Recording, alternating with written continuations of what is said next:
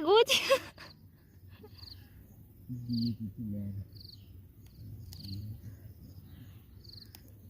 ला यो त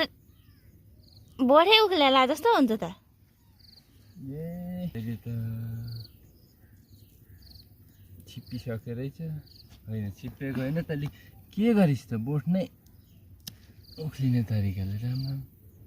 बिजोग बनायो त यसलाई